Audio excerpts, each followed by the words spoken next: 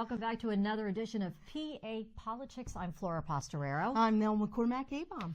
Thank you so much for being here. We're calling this episode a look back and a look ahead. We're going to look back at 2018 and we're going to look ahead to 2019 and specifically how we can all make positive changes in our life. So I'm going to ask you, how was this year for you? Actually, truthfully, it was a great year. You know, I'm blessed with a wonderful family. Everybody's healthy, happy, and I have great clients. You know, it was a really big year for them as well. And I'm really excited because politics are in my blood. And for the first time in, I don't know how many years, though, we went from 0 to 4 women representing us in Congress. I'd say that's something to raise a glass of champagne to. Or maybe the whole bottle. How about that? Okay, go ahead and ask me, how was my year? All right, so as you might have read, there's some headlines about Flora in 2018. Tough year? How was my year? It was, yes, the toughest year of my professional life. Never in my wildest dreams did I think things were going to wind up the way they did. My career in broadcasting as a TV news anchor after 34 years came to an abrupt end. It was difficult. Boy, it was really, really difficult. But I learned a lot about myself, and I learned that basically you have 3 days to give yourself a pity party.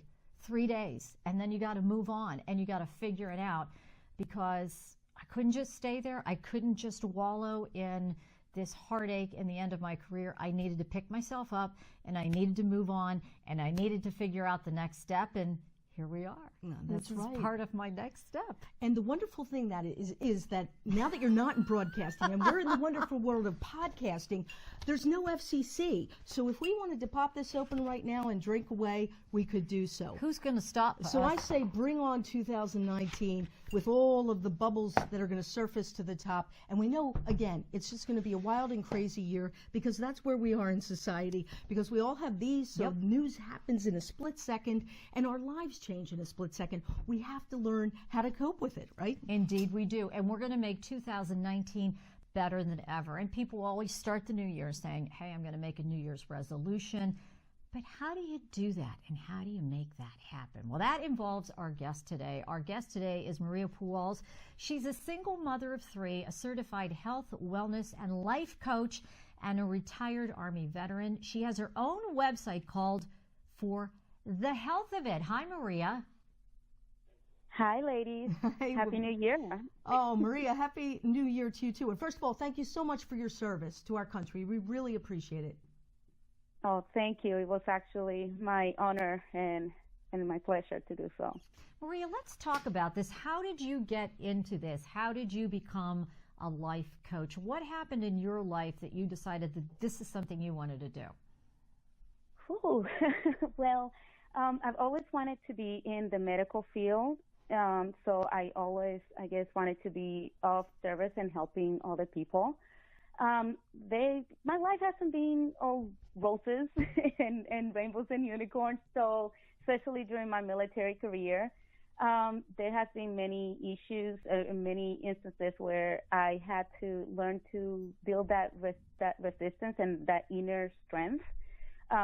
One of the occasions was, for example, when my son was diagnosed with cancer at the age of 13. Oh, so that's yes. really heartbreaking. So you learn basically, you know, some things, some careers, some fields are basically presented to you throughout your life. And health and life coaching was one of those.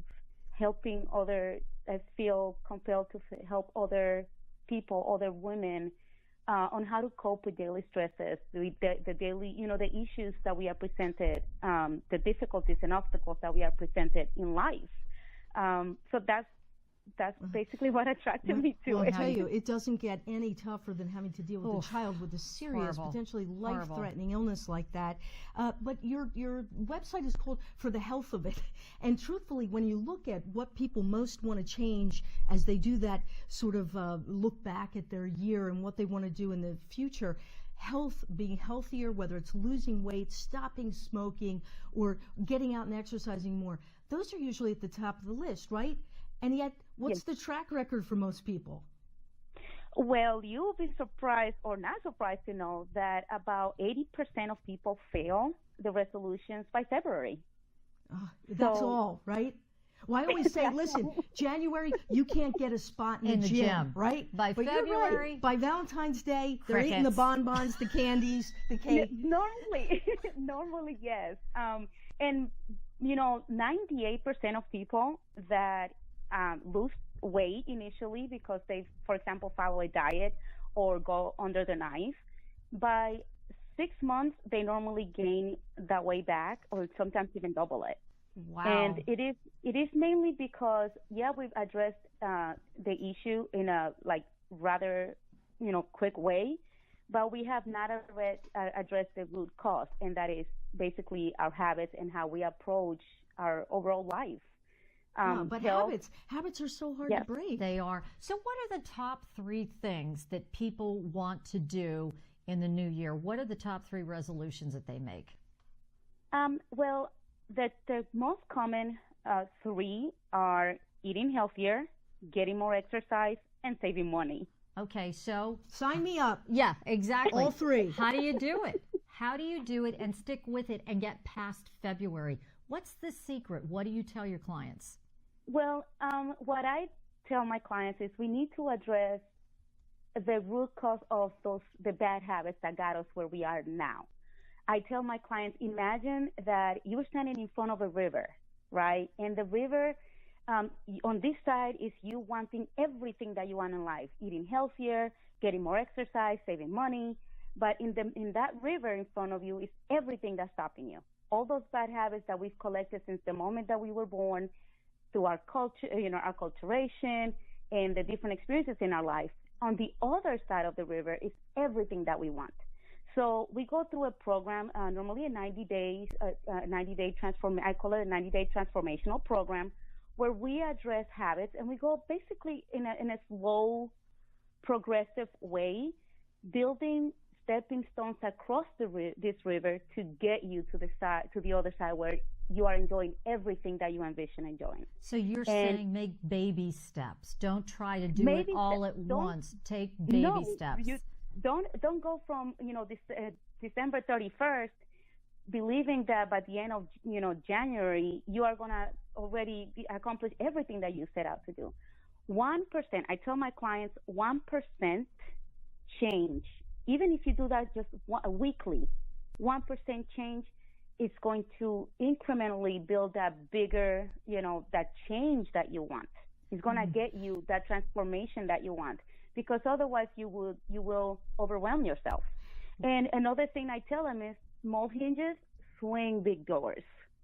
You open bigger doors with smaller hinges, and the more changes you have to actually make in your life, the smaller steps you need to take to get to those bigger steps. But all of us who are on social media, Maria, get that daily influx of the quick fix, the pill, the magic pill, or eat this, eat cantaloupes or eat whatever, and suddenly you're going to drop that weight and it's going to work. What about quick fixes? That's not true? I've tried some of them.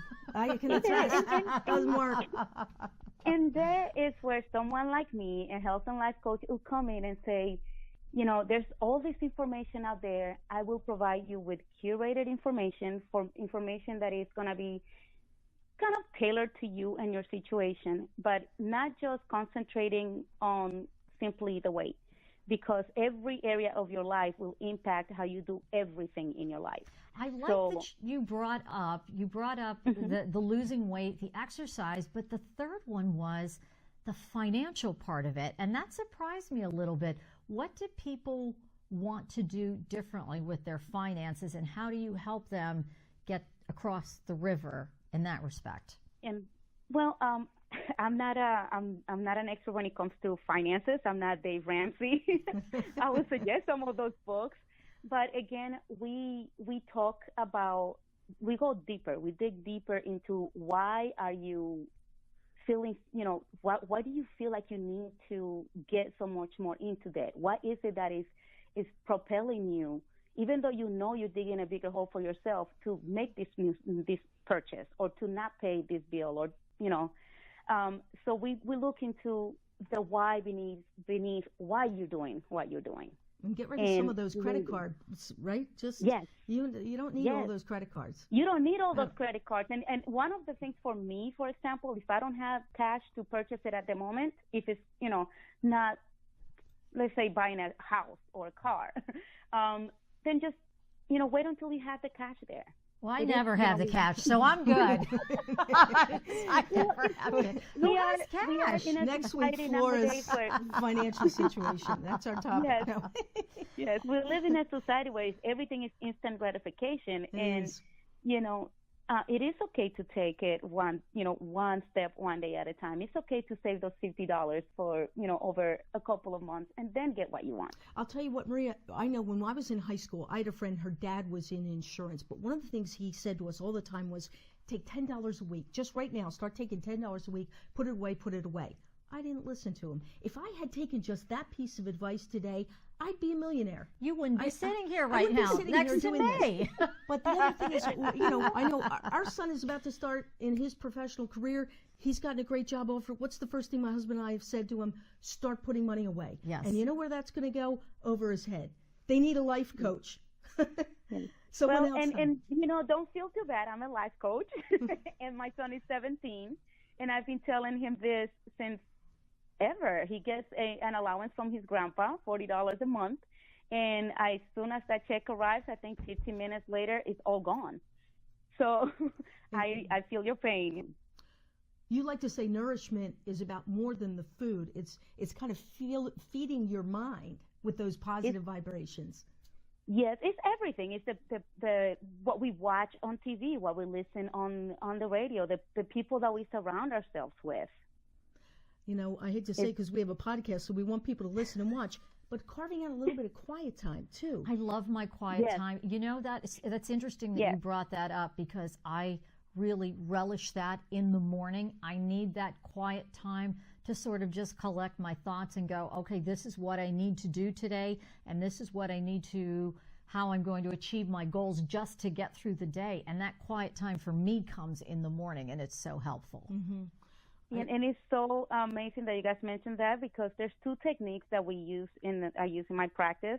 And one is called the emotional brain training, where you actually sit down and you basically focus on what you are feeling and focus on your emotions.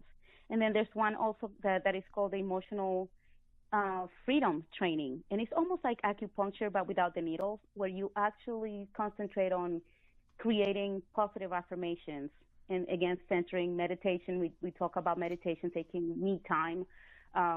For me, for example, a single mom of 3, it is essential for me to have my me time. It's essential for you to have a few things. Yes. But it's essential for their health for me to have some me time as well. Yeah, boy, I can't handle one on my own, and you've got 3 on your own. God bless you. I don't know how you do it. How do you do it? Balance.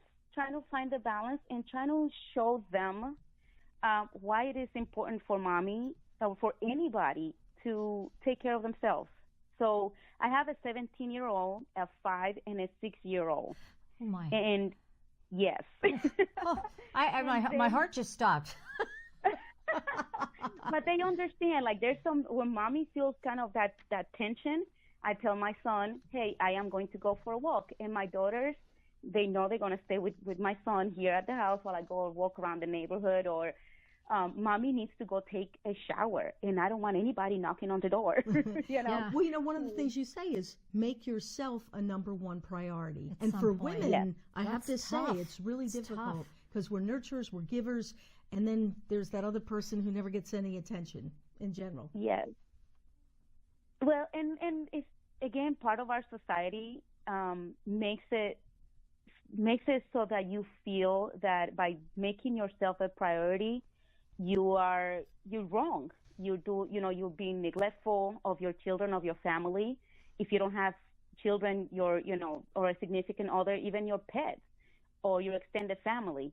And I know if you guys have heard the saying that says, if you can give from an empty cup.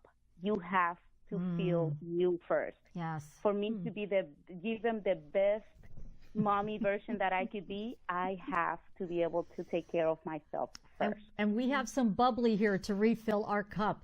Maria, thank you so much for joining us. Happy New Year to you. This is great advice. I think we should use this bubbly right here to refill our cup. What do you think? I think we should. And in fact, I was looking up some quotes, some inspirational quotes. Good resolutions are like babies crying in church. They should be carried out immediately.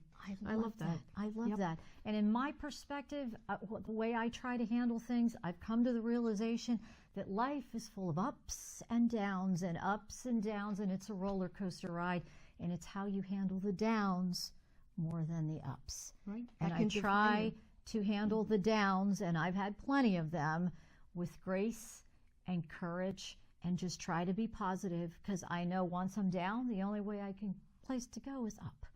And I'll end with the Greek philosopher Socrates, who said the secret of change is to focus all of your energy not on fighting the old, but on building the new. I like that. We're building new for 2019. We hope that you will be with us through this whole year. It's PA Politics, and we want to hear from you. Absolutely. What did you think of what you heard? Do you have any ideas, any topics you would like to hear about? Please send us an email, papolitics@PennWatch.org. And you can also listen to us on your favorite podcast channel. You bet. Google Play, iTunes, Podbean, Stitcher, you name it. Go look for us there. Follow us, subscribe to us, and don't forget on YouTube too. We so appreciate you. Like our Facebook page, PA Politics. We wish you all the very happiest, healthiest, safe, and just fun New Year. All right, here's to 2019, and we will be back next week to chirp about another topic. Happy New Year, everyone. Happy New Year.